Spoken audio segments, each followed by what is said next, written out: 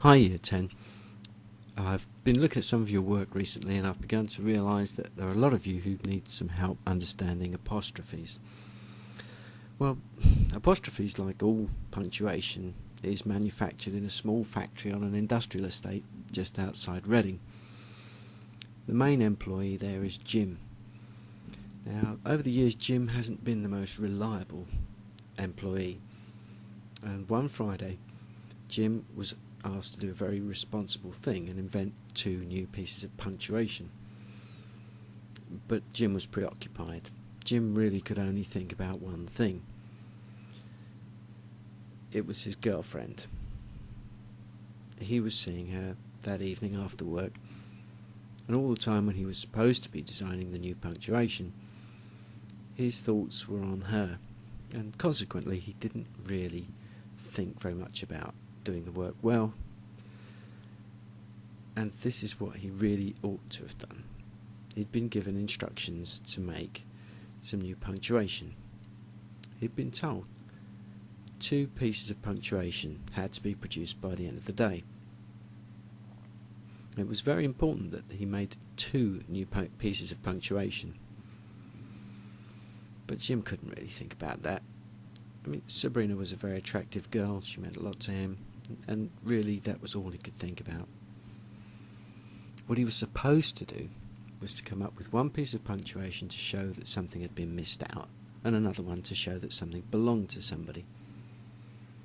But he wasn't really all that bothered about that. And anyway, time was flying and he really didn't have very much time to get everything done before he left for the day. So, he was weighing it up, being late to meet Sabrina, inventing punctuation. He really was struggling, and in the end he made a very, very bad decision. And this is what he thought.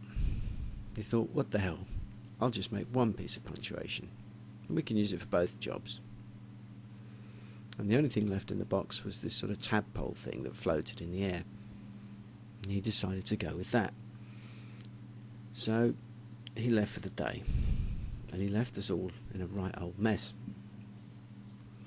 See, there are supposed to be 2 pieces of punctuation because they do very different jobs. They both look the same. So I'm going to try and convince you to see them as 2 separate types of apostrophe. And the first one is the ghost. Now the ghost haunts the space where a letter has been murdered. You can see in the first example here it's an O, and in the second it's a HA.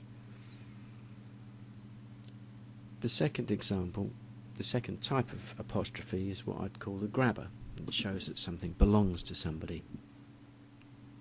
You can think of it as a hand shape, if you like, grabbing onto an S.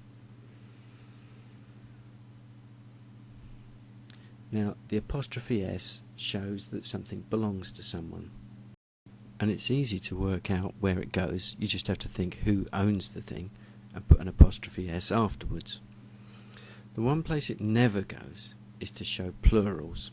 You never use the apostrophe to show a plural. It's a bad mistake, and you must avoid it.